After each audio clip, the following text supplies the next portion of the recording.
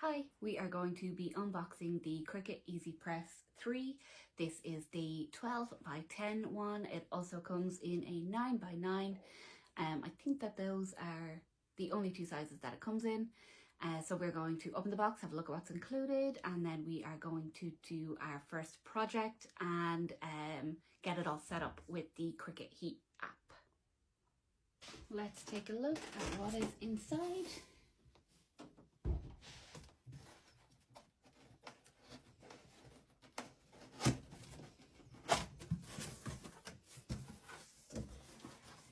Okay, so this one comes with some pre-cut HTV to do your first project with. This one I'm not going to be using because honestly don't have much interest in popping that logo on anything. Our little starter pack that we will get into as soon as we take a look at what else is in the box.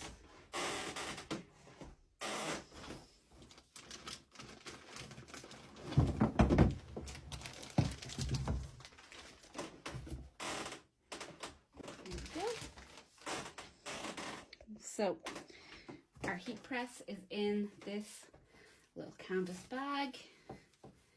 The bag honestly is not like great quality, but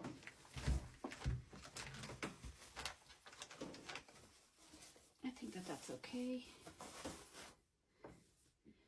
We have this nice misty blue color.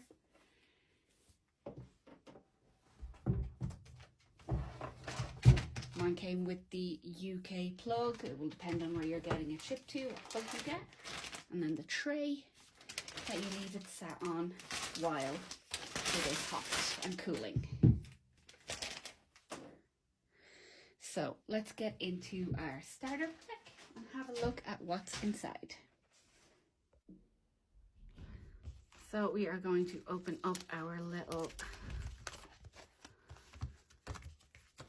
starter pack here. So we have, let's get started, activate your heat press, download the Cricut Heat app on a compatible device and follow the on-screen prompts. And then you have your user guide in various languages.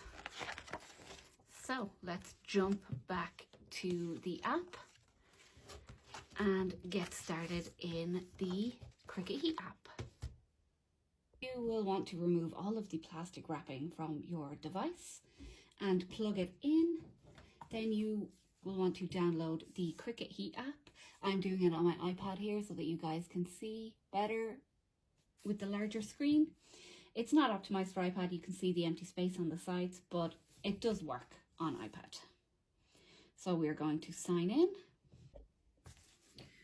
Once you are signed in, you're going to want to allow access to Bluetooth. And then you're going to set up your device. So we're going to power it on. And instantly you can see it has come up. I don't have any other machines connected to this app right now. I do have a hat press that we'll be setting up later, and I'll show you how to add a device. Activate. We have a beep.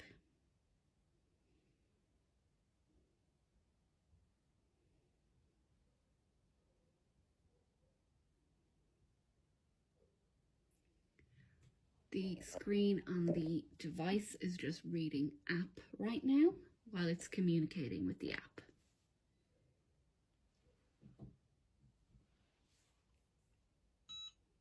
Another beep when it's successfully done.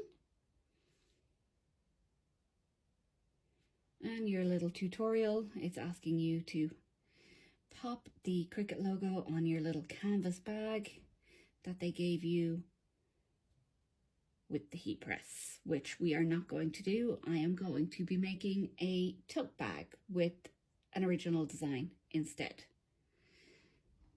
So start making. It gives you a quick iron-on tutorial, some detailed instructions, and then you can send your settings to the EasyPress, which we aren't going to do right now because I'm going to do a custom project instead. Okay, so we are going to cut our HTV for our project. I'm using this gold from Vinyl Frog.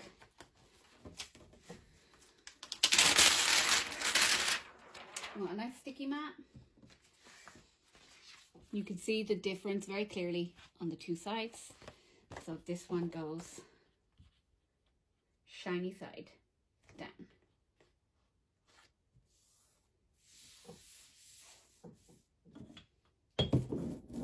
Roll over it with your brayer. And do not forget for HTV to mirror. So here we go, we have shiny side down. Fine point blade is loaded and our design is mirrored for HTV.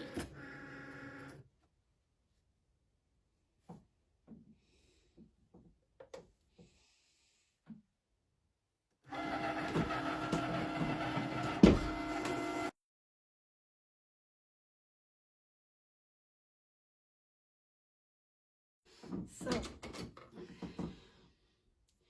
we're going to weed our design now. Just cut off the little bit of excess here because we can save the scraps for a different project.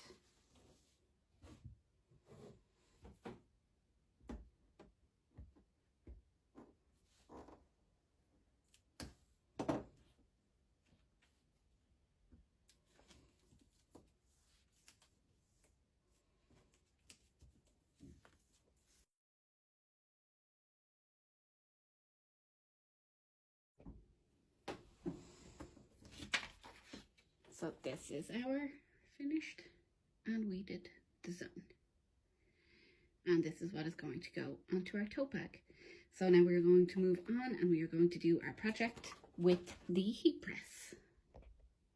So everything that you're going to need to complete your iron-on project is, of course, your heat press, your blank, which is this small little tote bag here today, a Teflon sheet or some parchment paper, which is optional, but I do recommend your weeded design that we just weeded.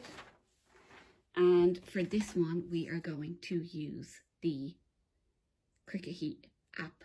You can use your EasyPress 3 without the app, but you will need a mobile device to download the app on to activate it. After that, it can be operated with the buttons on the machine, which I will also show you, but we're going to use the app today. So just very quickly, so to use your press without the app, which you can do once you've activated it, you can use the buttons here. So you've got temperature and time and your up and your down button. So click the temperature and that will flash. So we're actually going to be using 140 today for this iron-on. That's what the manufacturer recommends. And then for the time, it is 12 to 8 seconds. So I'm going to set it to 8 seconds.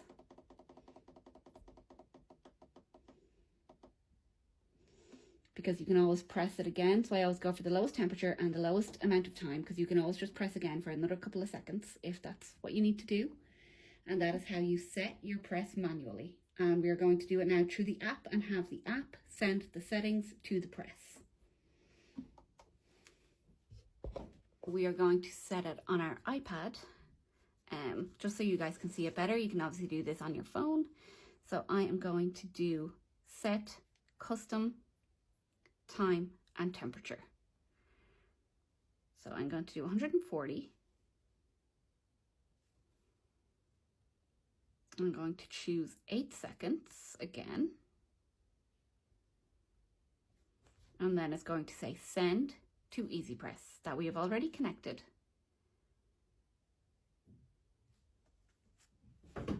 And then over here, you will see that our settings are sent to the press. We're going to prepare the blank. So we're going to take our lint roller. It is recommended that you pre-wash your blanks. I haven't with this, but I don't think it's going to be that much of a problem because it's brand new. So our press is warmed up. So I'm just going to use it very quickly to just heat up the blank. Just a little touch. pop it back on the caddy just to make sure that any moisture is dried. We have a crease fairly center on this from where it was folded when it was shipped. So it's going to be very easy to line up this design. A little bit lower.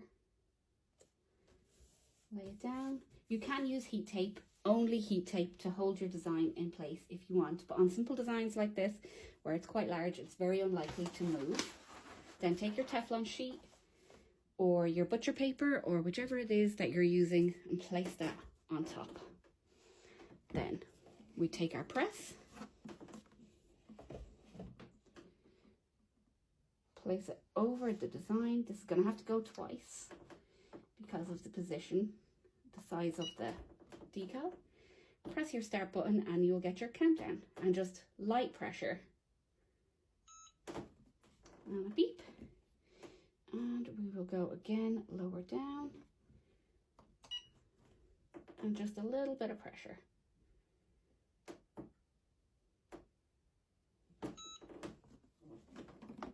And the press goes straight back onto the caddy. And this vinyl is hot peel, so you want to very carefully lift up. You have a little bit of rippling happening here.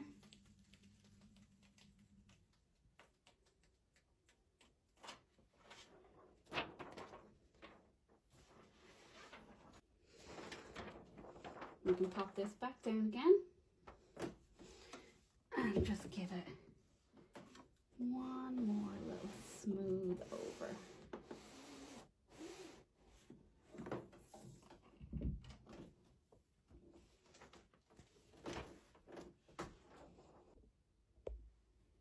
So here it is. Here is our project. You can see our vinyl did ripple a little bit, so I would probably, next time I use this particular brand, I would probably drop the temperature a little bit.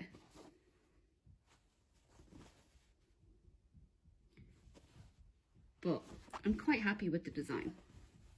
I don't even really mind the rippling because I think it just, if you have read Fort Wing, the little bit of rusticness kind of suits it.